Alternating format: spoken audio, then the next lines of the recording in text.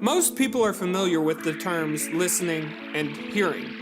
These two words are often used interchangeably as synonyms, but that's not really an accurate usage of the words. They are related, but they are still separate and unique. The key difference being that listening, unlike hearing, requires a response from the listener. In a business context, the terms function much the same way, and in the best of circumstances, listening can lead to benefits for the consumer. Here's how it works. A group of people who feel strongly about a particular subject get together to discuss said subject matter. With the internet, this is quite easy to do, and happens quite often. Just Google your favorite subject and there will probably be a message board or pre-established community somewhere. These people are what scholar Henry Jenkins refers to as active participants. Now, while the active participants are organizing and growing, the producers of the product that's being discussed might be aware of the group, but because of their size, don't really pay them much heed. They're hearing, but not necessarily listening. Over time, through a variety of means, the active participants become experts in their given field, which adds value to their opinions, and as a result, the number of people increases. Some of these people will go on to become active participants themselves, but a lot of them will become what the internet refers to as lurkers, but Jenkins calls peripheral participants. This is a more appropriate term because lurker implies a lack of participation. It's even in Google's definition.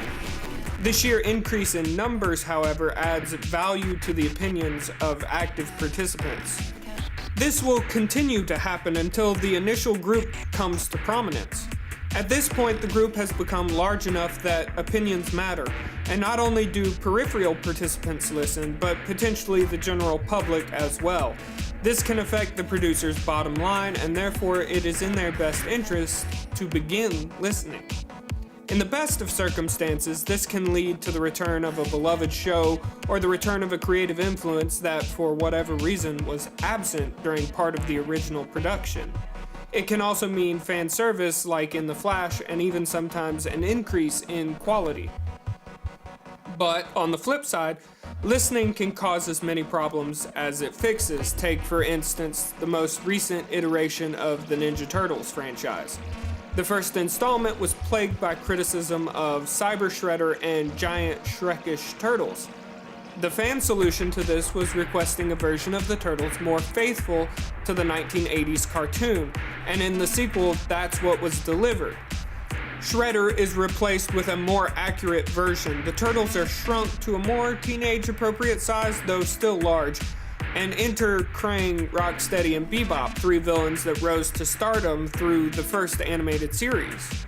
The problem, however, is that what the fans wanted didn't make the movie any less of a mess. Whereas in the 1990s version, the popularity of the animated series would have suggested a movie be similar. But Mark Friedman, who handled promoting the Turtles at the time, disagreed, and the version that differs the most from the animated series has by far the highest audience approval rating. It is certainly better to be listened to than it is to simply be heard. That doesn't mean, however, that ideas will always be good.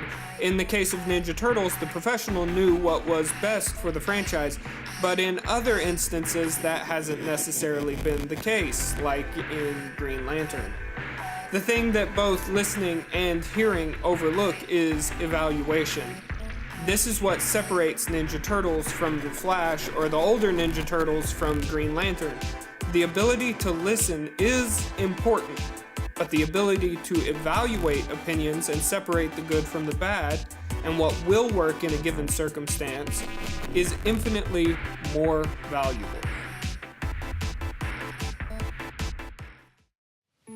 This was a fun video to edit. I was a little concerned when I first started because of the lack of footage, but in actuality I got to stretch my motion design muscles, which was a lot of fun. On top of that, I love the Ninja Turtles. It's by far my favorite property from when I was little, so any excuse to animate Krang is a good one. See you next time.